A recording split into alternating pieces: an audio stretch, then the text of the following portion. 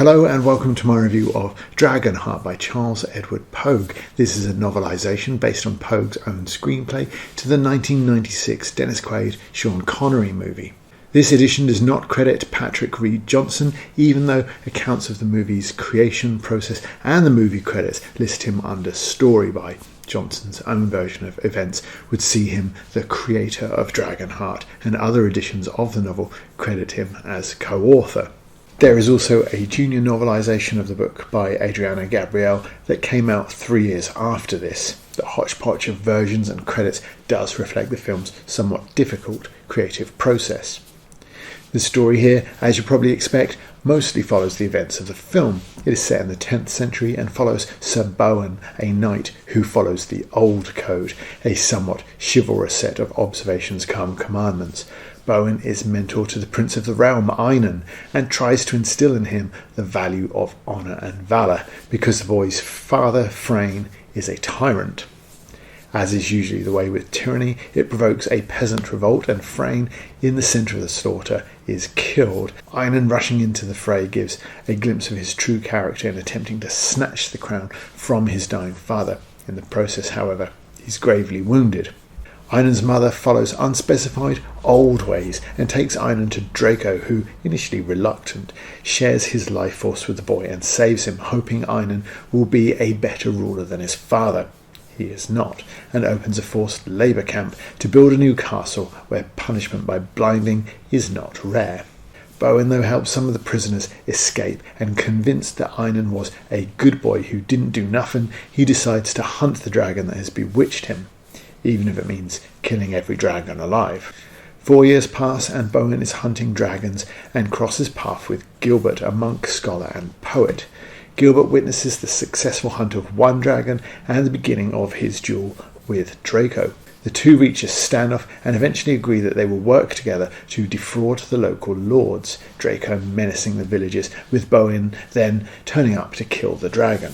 Meanwhile, Kara, daughter of one of the dead rebels, attempts to kill Einan. She fails and is later raped by him before Einan's mother shows her how to escape from the castle. She returns home and is trying to encourage her village to revolt against Einan without much success when Draco and Bowen arrive. Rather than the gold that Bowen wants, the villagers attempt to placate the dragon by offering Kara as a sacrifice. She learns in the process of their scam, and when they try it in another village, she turns up and attempts to ruin things.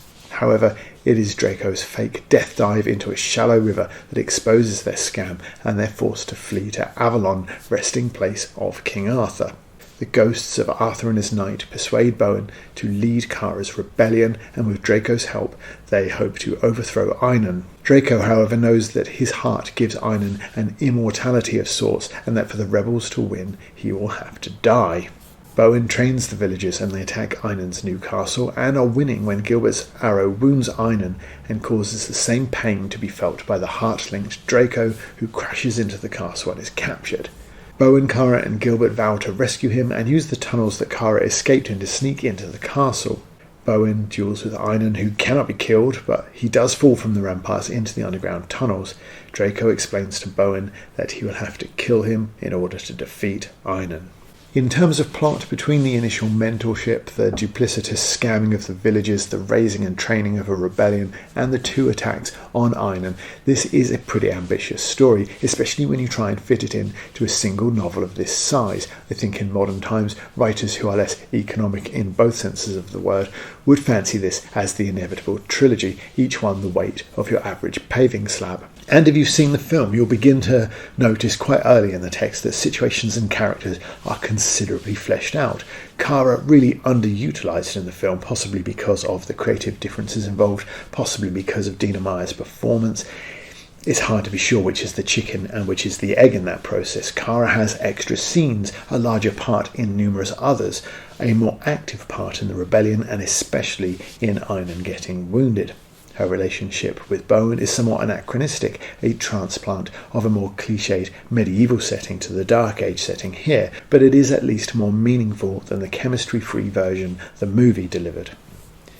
Switching viewpoints through a variety of characters, Pogue explores the motivations of a number of them, fleshing them out further in the process. Einan's lackey, Felton, has a subplot of his own, chasing after a local wench who outwits him at every turn. In the movie, Jason Isaacs was badly shortchanged despite the great work that he did, but Fenton here is good value. And though the swapping between characters is somewhat excessive and certain perspectives should probably have been deliberately withheld, Draco, for example, works better when you aren't in his head. For the most part, the extra characterization is very welcome, and though certain scenes do grind in places, it isn't necessarily due to Pogue's desire to build on the events of the screenplay.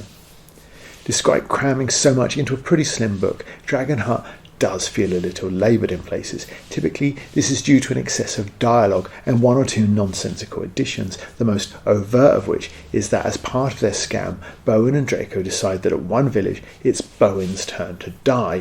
For what reason? I'm pretty sure that nobody is going to pay the dragon for killing the dragon hunter, or hire a dragon hunter once word gets around that he's been killed once before. In the village where Draco hits the river only to discover that he can't sink out of view, the film covers this with a handful of lines of dialogue. In the book, it's more than 3 pages long, with Kara antagonising Bowen and then rushing out to tickle Draco until he reacts and the starving villagers realise that he's alive. Here are just some of the lowlights. Before either of them could figure out what to do, a laughing Kara was upon them. Now who's the ninny? Oh, aren't we the witty wench? Bowen glared at her. I'll get you for this. You'll have to get out of it first, she chuckled. Gilbert and Bowen's exchange is much longer than it needs to be, with even the playing dead Draco apparently alive enough to offer an observation about Beowulf for a reason that's hard to fathom, aside from Pogue losing sense of tone and pace. Gilbert also offers to retrieve a piece of Draco for Bowen as a trophy, and when he declines, Kara rushes out to kick Draco, drawing a pained sigh from him. What was that? Gilbert started in the saddle. Reflex action, Bowen shouted after Kara, more for Gilbert's benefit than any hope of stopping her nonsense. Best stay back, there might be another. Kara stood on Draco's belly. Not this, old boy. She thumped her foot against his hide. Dead as they come, see? For further emphasis she bounced up and down on him. She appeared every bit the wandering idiot that Bowen had branded her. Whee! Kara bounced over to the claw, flopped across the dragon's stomach and straddled it. She gently wiggled the blade along Draco's claw. A high-pitched giggle squeaked out of the dragon's closed mouth. Good Lord, it's alive! Gilbert leapt off Merlin in alarm. Ticklish too, Kara grinned, and nuzzled the dragon's belly with the blade. Draco helplessly choked back his laughter, and his dead carcass quivered with very lively mirth. Draco made a feeble effort to maintain his charade of death. Oh, ha, please, Kara, stop. Hee-ho, oh, you'll give the game away. That's the idea. Kara tickled him with her free hand. Obviously, I've cut huge chunks of the actual scene there as well, but it continues in that vein for some time. If this book is supposed to represent a darker version of the story than the more juvenile movie, and Kara's rape by Einan suggests it is, then this section is very badly misjudged, not just because it's too long and slightly irritating in content, nor because it makes Kara seem annoying and thoughtless, but also because of the damage it does to Bowen's character. Not only are some of his remarks to Kara distinctly at odds with his supposed chivalry, this scene reduces him to an ineffective clown, and the scene already has one of them in Gilbert. It doesn't need 2. There are a number of scenes overburdened with dialogue, where in the film 3 or 4 lines are cut down to 1, and it generally feels like, despite the book's brevity, that the pacing here is not right. When Einan discovers Bowen and Kara by the river, in the film there is 4 or 5 lines of dialogue before the two fight. Here there are rather more. The initial exchange is the same, but all of this is additional. I'm bigger now, perhaps I'll give you one. Stick to slaughtering peasants, it's safer. Oh, we don't slaughter them anymore. They can't pay their taxes if they're dead. This wench must owe a lot if you'll come to fetch her personally. Show your future queen more respect. The lady seems unwilling. I admire her spirit. I'll never wed you, piglet. Do you admire her honesty as well? Ask me at the wedding. When I go to your wedding, it'll be to make your wife a widow. Your manners are as ragged as your attire, Bowen. It seems that time has not been kind to you. You should never have broken with me. Additions like these don't really flesh out the characters like some of the non-dialogue additions. If anything, calling Einan a piglet makes him seem weaker, and he's already a lacklustre villain. Bowen calling Kara a wench has at least 1, possibly 2 connotations you might be better off avoiding, because neither Bowen or Kara are enhanced when you don't. The chapters are preceded by titles and quotes, and the book is split into 9 parts as well, with quotes of their own. The text is dotted with poetry, not all from Gilbert, and like the associations with Roman Britain, Beowulf and King Arthur, I think they're an attempt to lend some extra history, grandiosity to the tale. Obviously the movie scuppered that when it cast and dressed the movie like it was Dark Age Britain 90210, but when the separate parts of the book start coming every 2 or 3 chapters, scarcely 15-20 pages apart, I think it reveals that Pogue knows his pacing is awry and is trying to make things a bit more choppy to fix that, but mostly he just needs to trim some dialogue down, and as a screenwriter you'd think he would know that, but as I said, I think he wanted this to be a deeper, more thoughtful take on the story than the movie, and for the most part I'd say he does that. But the quotes, poems if you prefer, could be better. The right can never die if one man recalls. The words are not forgot if one voice speaks them clear. The code forever shines if one heart holds it bright. Beyond the anaphora and the half-muddled rhyme of die, shine, bright, assonance at best, but this seems accidental given that it's not repeated here. Why are you using the wrong tense of forgotten, for example, but not repeating that stylistic choice anywhere else? For the period, and with the in-text reference to Beowulf, this should at least be presented as Anglo-Saxon poetry. The fair can never fail if the words are not forgotten. The words are viewed as valid if one voice speaks them clear. The code is held eternal if one heart lifts it high. There you go. Anglo-Saxon poems don't rhyme, they alliterate across 2 halves of each line. I've even retained the anaphora of the original here. Probably I should get a medal or something, right? But no amount of attempts to link a text through the thousands of years of British history is going to survive an Americanism like this. Or perhaps, thought Brock, he just liked the crown, period.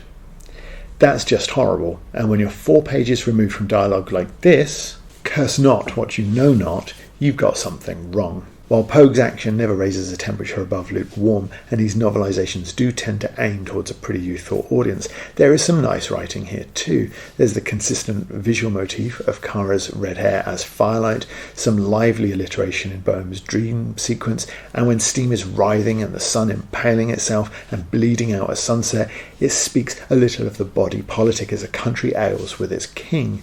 Most of that extra little effort, though, seems to come early on, and the latter half of the book is a flurry of chapters that struggle to lift a pace that is flagging at best. In conclusion, Dragonheart is a lively but throwaway sort of movie. As a book for younger audience, it is more ambitious, busier, and builds on the events and characters of the movie way more than necessity would dictate. There are serious issues in certain scenes, and especially towards the end when things should be building but instead begin to drag. A heavier hand on the edit button, especially with some repetitive and clunky dialogue, would have gone some way to fixing that. The attempt to draw on history, myth and literature lends a degree of extra heart to a story that the movie was happy to jettison in favour of some quick whoosh bang. Building on the characters, as Pogue does here, is a mixed bag. Some are fleshed out and improved, others are just in it more. And the additions around Kara particularly are good in places, bad in others. The story still lacks a good villain, and the final battle is hardly an improvement on the page than it was a handful of waving extras on the screen, despite the lifting of budgetary restraint. The film is generally regarded as a decent 6 out of 10, despite the support of a group of Dragon devotees. If you're one of them, I think that you will really like this book for that little extra that it does bring to the screenplay. Otherwise, like the film, it is lively but throwaway. Thanks for watching. This is the place where I plug my book, which you can support on Kickstarter. There is a link in the description, and here's a trailer. Are you Sexton Lovecraft? Sexton Lovecraft? Pick up, Sexton. What? Professor Lovecraft. Please, call me Professor Lovecraft. You have been found guilty of the most hideous crimes. The sentence is death. Have you any last words? Small crowd. Damn, they got you fast.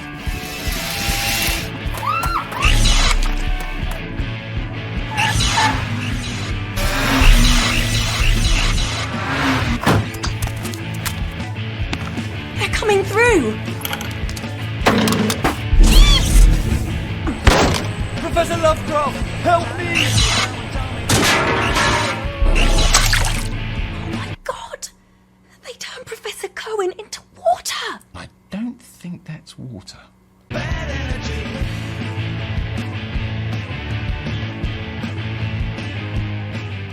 Do not pull the lever. Fascinating. Nice work, Professor. Back Sexton Lovecraft on Kickstarter.